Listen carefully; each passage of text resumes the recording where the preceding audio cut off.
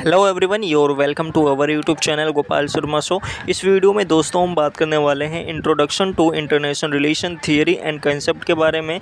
जैसा कि आप सभी को पता है 6 जुलाई को आप सभी का जो इस सब्जेक्ट का एग्जामिनेशन होने वाला है, तो अपने एग्जामिनेशन के लिए कौन कौन सी चीज़ें हैं जो कि आपको अपने एग्ज़ाम के लिए तैयार करके रख लेनी है, कौन कौन से इंपॉर्टेंट क्वेश्चन हैं, किन यूनिट से कितने क्वेश्चन पूछे जा सकते हैं, हर एक चीज़ के बारे में इस वीडियो में डिस्कशन किया जाएगा। अगर आप चैनल पर फर्स्ट टाइम विजिट कर रहे हैं तो चैनल को जरूर सब्सक्राइब कर देना और बेल आइकन को प्रेस कर देना ताकि आपको वीडियो का जो अपडेट और नोटिफिकेशन है ये आपको मिलता रहे। और दोस्तों आप सभी से एक रिक्वेस्ट है कि अगर आप वीडियो को देख रहे हैं तो वीडियो को जरूर लाइक किया करें, जिससे हमारा मोटिवेशन जो है बढ़ता रहे। तो यहाँ पे आप देख सकते हैं आप सभी के सामने जो पूरा ये PDF दिया गया है, इसमें आपको सबसे पहले कौन कौन से यूनिट्स हैं जो अपने एग्जामिनेशन के लिए कवर कर लेना है, इसके बारे में डिस्कस कर लेते हैं। सबसे पहला जो आपका यूनिट है दोस्तों ये इंटरनेशनल रिलेशन के बारे में, कि इंटरनेशनल रिलेशन होता क्या है और इसके जो शब्द हैं जैसे कि अंतर्राष्ट्रीय संबंध क्या होता है, बिग बैंग का अध्ययन क्या है, इसके अलावा ब्रिंगिंग इन डेकोनियल अकाउंट्स क्या होते हैं, भारत में अंतर्राष्ट्रीय जो संबंध है, अनुशासन की वंशावली को किस तरह से हम समझ सकते हैं,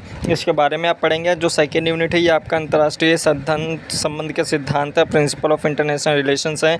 इसमें दोस्तों आप पढ़ेंगे कि जो अंतर्राष्ट्रीय संबंध है इनका किस तरह से उद्भव होता है, इनका ऐतिहासिक विकास क्या रहा है और यहाँ पे रियल पॉलिटिक्स क्या होती है, यथार्थवाद नव यथार्थवाद क्या होता है, इसके अलावा उदारवाद नव उदारवाद क्या है, मार्क्सवाद नव मार्क्सवाद क्या है, नारीवाद क्या है, इसके अलावा रचनावाद क्या है, ये आप यूनिट सेकंड में पढ़ेंगे। यूनिट थर्ड जो है दोस्तों आप धारणाओं के बारे में पढ़ेंगे कि शक्ति की अवधारणा क्या है, संप्रभुता की अवधारणा क्या है, साम्राज्य क्या है, अंतर्राष्ट्रीय आदेश क्या होता है, इसके बारे में आप यूनिट थर्ड में पढ़ेंगे। यूनिट 4 में दोस्तों आप वैश्विक अंतर्राष्ट्रीय संबंध और एक संबंध परक मोड के बारे में आप पढ़ेंगे। अगर आप किसी भी गवर्नमेंट एग्जामिनेशन की तैयारी कर लें दोस्तों तो ये जो सब्जेक्ट है इंटरनेशनल रिलेशन ये मोस्ट इंपॉर्टेंट सब्जेक्ट रहता है किसी भी एग्जामिनेशन के लिए। तो अगर आप अपने एग्जामिनेशन के लिए अगर नहीं पढ़ पाए हैं तो अगर आपको कभी टाइम मिले तो इस सब्जेक्ट को जरूर पढ़ना है, काफ़ी इंटरेस्टिंग सब्जेक्ट है। तो यहाँ पे आप देख सकते हैं जो पहला यूनिट है दोस्तों ये आपका अंतर्राष्ट्रीय संबंध के बारे में कि अंतर्राष्ट्रीय संबंध क्या होता है, इसके अलावा यहाँ पे इसके कौन कौन से विषय क्षेत्र होते हैं, बिग बैंग का अध्ययन क्या होता है,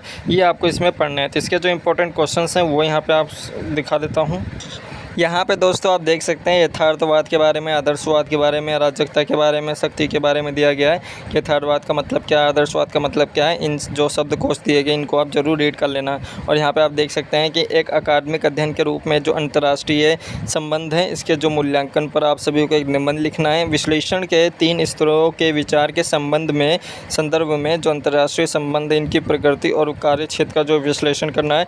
इसमें से क्वेश्चन नंबर 2 आपका मोस्ट इंपॉर्टेंट है। आपका अंतर्राष्ट्रीय जो संबंध है इनकी प्रकृति और इनके जो विषय वस्तु हैं या इनका जो कार्य क्षेत्र होता है इनसे रिलेटेड जो क्वेश्चन से बनते हैं तो इनको आप जरूर करके जाइएगा। अंतर्राष्ट्रीय संबंधों पर भारतीय विकास क्रम की खोज के महत्व का विश्लेषण करें और यूरोपीय और भारतीय समझ एक दूसरे से कैसे भिन्न है। जो यहाँ पे यूरोपियन हैं और जो अपने भारतीय इन लोगों में जो अंडरस्टैंडिंग होती है किस तरह से डिफरेंट है, ये यहाँ पे आपको एक्सप्लेन करना है। इसके अलावा दोस्तों यहाँ पे सेकेंड यूनिट है दोस्तों आपका इंटरनेशनल रिलेशन, जिसके सिद्धांत कौन कौन से हैं, अंतर्राष्ट्रीय संबंध का अध्ययन क्या है और उद्भव और ऐतिहासिक विकास किस तरह से होता है, ये यहाँ पे आप पढ़ेंगे। तो ये यहाँ पे आप देख सकते हैं इसके विषय वस्तु क्या है और यहाँ पे 3 स्तरीय विश्लेषण क्या है, इसके बारे में यहाँ पे आप पढ़ेंगे। तो इंपॉर्टेंट क्वेश्चंस दिखा देता हूँ। इसमें दोस्तों आपका जो पहला क्वेश्चन बनता है वो वेस्टफेलिया संधि की व्याख्या कीजिए तथा ये किस प्रकार से अंतर्राष्ट्रीय संबंधों के उद्भव से संबंधित है, ये यहाँ पे आपको एक्सप्लेन करना है। इससे जो पहला क्वेश्चन है इंपॉर्टेंट है, हमें अंतर्राष्ट्रीय संबंधों का अध्ययन क्यों करना चाहिए, अंतर्राष्ट्रीय संबंध के सिद्धांतीकरण पर चल रही विभिन्न प्रकार की बहसों के बारे में चर्चा कीजिए। यहाँ पे दोस्तों इस क्वेश्चन में जो है सेकेंड क्वेश्चन में एक स्टेटमेंट आपको दे सकता है कि जो अंतर्राष्ट्रीय संबंध है इसका हमें अध्ययन क्यों करना चाहिए या इसके अध्ययन करने से क्या क्या बेनिफिट्स मिलते हैं, ये यहाँ पे आपको पढ़ के जाना चाहिए। इसका भी जो क्वेश्चन है इंपॉर्टेंट है। इसके अलावा दोस्तों जो आपका थर्ड यूनिट है दोस्तों यहाँ पे आपका ये रियल पॉलिटिकल यथार्थवाद नव यथार्थवाद है, इसके बारे में यहाँ पे आप पढ़ेंगे कि अंतर्राष्ट्रीय राजनीति में जो यथार्थवादी परिप्रेक्ष्य होते हैं कौन कौन से हैं, ऐतिहासिक यथार्थवादी क्या है, इसके अलावा उत्तरकालीन में, प्रारंभिक में, ये सारी चीज़ें यहाँ पे आप जो हैं इस यूनिट में आप पढ़ेंगे। यहाँ पे आप देख सकते हैं अगला जो क्वेश्चन है, पहला क्वेश्चन, ये केनेट वोल्टेज सिद्धांत के संबंध में अंतर्राष्ट्रीय संबंधों के यथार्थवादी सिद्धांत का समालोचनात्मक मूल्यांकन करना है कि जो केनेथ वोल्टेज है इनका जो सिद्धांत है इसमें अंतर्राष्ट्रीय संबंधों में यथार्थवादी सिद्धांत का क्या महत्व है यहाँ पे आपको बताना है। और जो यहाँ पे एच मॉर्गेनथाउ हैं इनके द्वारा जो राष्ट्रीय यथार्थवाद है इनके ऊपर एक संक्षिप्त नोट लिखना है, निबंध लिखना है। अंतर्राष्ट्रीय संबंधों के विभिन्न दृष्टिकोणों का परीक्षण कीजिए, कैसे नारीवादी इंटरनेशनल रिलेशन पर मॉर्गेनथाउ के सिद्धांत की आलोचना करती है, ये यहाँ पे आपको एक्सप्लेन करना है। नारीवाद से दोस्तों यहाँ पे जितने भी क्वेश्चन हैं इनको आपको जरूर करके जाना। क्वेश्चन में नारीवाद से ज़रूर एक नए क्वेश्चन आपके पेपर में पूछा जाएगा, तो इसको यहाँ पे आपको करके जाना है। अगला जो यूनिट है ये उदारवाद और नव उदारवाद है, जो कि यहाँ पे आप देख सकते हैं इतिहास में इसका क्या महत्व रहा है, राजनीति में उदारवाद का मतलब क्या है, उदारवाद पर और अंतर्राष्ट्रीय संबंध में क्या यहाँ पे कह सकते हैं संबंध क्या है, ये यहाँ पे आपको पढ़ने को दिया जाएगा। इसके अलावा इंपॉर्टेंट क्वेश्चन से डिस्कस कर लेते हैं। पहला क्वेश्चन है दोस्तों, अंतर्राष्ट्रीय संबंध पर जो उदारवादी सिद्धांत है इसके विभिन्न मान्यताओं को आपको समीक्षा करनी है। इस क्वेश्चन को दोस्तों आप ज़रूर करके जाइएगा। इसमें से आपसे जो है क्वेश्चन ज़रूर पूछा जाता है कि अंतर्राष्ट्रीय संबंध में उदारवादी और नव उदारवादी इसके जो विभिन्न मान्यताएँ हैं वो यहाँ पर आपको डिस्कस करना है, इसके आंसर लिखने हैं। इसके अलावा कैसे नव उदारवाद जो है अंतर्राष्ट्रीय संबंध को राष्ट्रीय उदारवादी सिद्धांतों से अलग तरीके से वर्णन करता है, इसको यहाँ पर आपको एक्सप्लेन करना। दोनों के दोनों जो क्वेश्चन है दोस्तों मोस्ट इंपॉर्टेंट है। उदारवादी से आपके पेपर में क्वेश्चन पूछा जाएगा, तो उदारवाद को जरूर करके जाइएगा। अगला जो यूनिट है मार्क्सवाद है, नव मार्क्सवाद है, जो कि मोस्ट इंपॉर्टेंट है। ये यहाँ पे आप देख सकते हैं, इसमें आपको क्या क्या पढ़ने को दिया जाएगा ये यहाँ पे आप पढ़ सकते हैं। इंपॉर्टेंट क्वेश्चन डिस्कस कर लेते हैं। पहला क्वेश्चन है दोस्तों जो कि पूछा गया है, विश्व राजनीतिक व्यवस्था में जो इमैनुअल वालस्ट्रीन की अवधारणा है इसके ऊपर आपको एक निबंध लिखना है। इसके साथ साथ आपको ये भी व्याख्या करना है कि जो विश्व राजनीति कोर और परिधि है इसके परस्पर संबंधों को किस तरह से विभाजित किया जाता है, इसको यहाँ पे आपको लिखना है। अंतर्राष्ट्रीय संबंध पर मार्क्सवादी सिद्धांत पर एक संक्षिप्त निबंध लिखें। क्वेश्चन नंबर 2 जो है मोस्ट इंपॉर्टेंट है, इसको ज़रूर कर लेना। अगला जो चैप्टर है दोस्तों नारीवाद है, जिससे एग्जामिनेशन में एक ना क्वेश्चन ज़रूर पूछा जाएगा। तो यहाँ पे आपको जो है इस यूनिट को पूरा के पूरा कवर करके जाना है। और यहाँ पे दोस्तों पूरे यूनिट को कवर करने का मतलब ये नहीं होता कि आपको ये सारे टॉपिक्स पढ़ने। इसमें दोस्तों आप सभी लोग जो है 5.3, 5.4, 5.5, 5.6 ये और यहाँ पे 5.8 ये जो यूनिट्स है इनको आप ज़रूर करके जाइएगा, इनमें से क्वेश्चन ज़रूर पूछा जाएगा। तो यहाँ पर आपको जो यूनिट्स बताए गए इनको ज़रूर यहाँ पर कर लेना। इसका पहला क्वेश्चन है दोस्तों कि नारीवाद दृष्टिकोण में जो अंतर्राष्ट्रीय संबंध है इसके सिद्धांतों पर आपको समालोचनात्मक मूल्यांकन लिखना है। इसके अलावा जो अंतर्राष्ट्रीय संबंध है इसमें नारीवाद पर जो विभिन्न मुद्दे उठे हैं उनके ऊपर यहाँ पे आपको डिस्कस करना है। तो दोनों के दोनों क्वेश्चन मोस्ट इंपॉर्टेंट हैं, तो इनको आप ज़रूर कर लेना। अगला जो चैप्टर है दोस्तों रचनावाद है, ये यहाँ पे आपका यूरो केंद्रीयवाद और उसके जो आलोचक है ये यहाँ पे आप पढ़ेंगे। इसके अलावा पश्चिम के परे जो अंतर्राष्ट्रीय संबंध है सिद्धांतीकरण है, जिसमें वैकल्पिक कौन सी व्याख्याएँ होती हैं अंतर्राष्ट्रीय संबंध को लेकर, इसके बारे में यहाँ पे आप पढ़ेंगे। क्षेत्रीय सिद्धांत के बारे में आप पढ़ेंगे।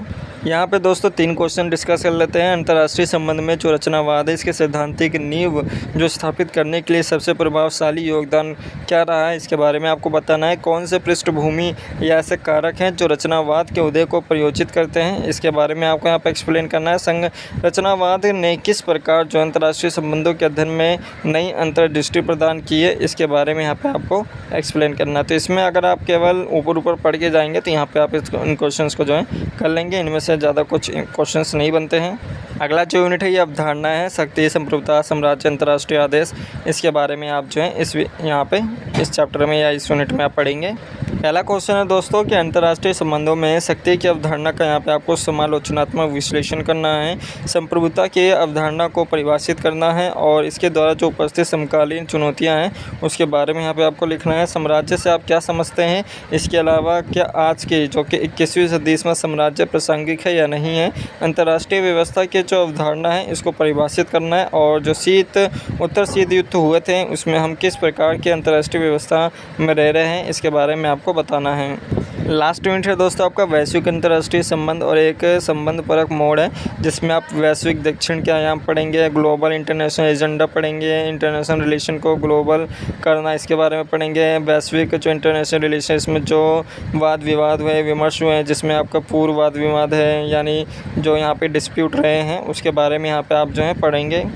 यहाँ पे दोस्तों कुछ इंपॉर्टेंट क्वेश्चंस हैं जिन्हें आप नोट डाउन करना चाहें या लिखना चाहें या फिर इन्हें अपने माइंड में रखना चाहें तो माइंड में रख सकते हैं कि किस घटना के बारे में माना जाता है कि उसने पारंपरिक इंटरनेशनल रिलेशन को जन्म दिया। तो यहाँ पे आपको जो है ऑप्शंस देखने को मिल जाएंगे। इसके अलावा भारतीय मैकियावेली के नाम से किसे जाना जाता है, कौटिल्य को जाना जाता है। इसके अलावा पारंपरिक जो इंटरनेशनल रिलेशन, इसमें पश्चिम की संकीर्णता का मुख्य कारण क्या है, यहाँ पे आप ऑप्शंस देख सकते हैं। और किसने कहा कि जो सिद्धांत सदैव किसी न किसी उद्देश्य के लिए होते हैं, ये यहाँ पे आप देख सकते हैं। ग्लोबल इंटरनेशनल रिलेशन के मार्शल वाहक के रूप में किसे देखा जाता है। इसके अलावा ग्लोबल जो इंटरनेशनल रिलेशन है, पश्चिमी और गैर पश्चिमी इंटरनेशनल रिलेशन के बीच की खाई को कैसे पाटता है, ये यहाँ पे आपको बताना है। इसके अलावा ये क्वेश्चन नंबर 7 जो कि संबंध परक इंटरनेशनल रिलेशन पारंपरिक इंटरनेशनल रिलेशन में संकीर्णता को किस प्रकार से चुनौती देता है, ये यहाँ पे आपको करके जाना है। तो कुछ ऐसे क्वेश्चन हैं जिन्हें आप एक बार रीड आउट करना चाहें तो कर सकते हैं। बाकी ये था दोस्तों क्वेश्चन जो कि आपको अपने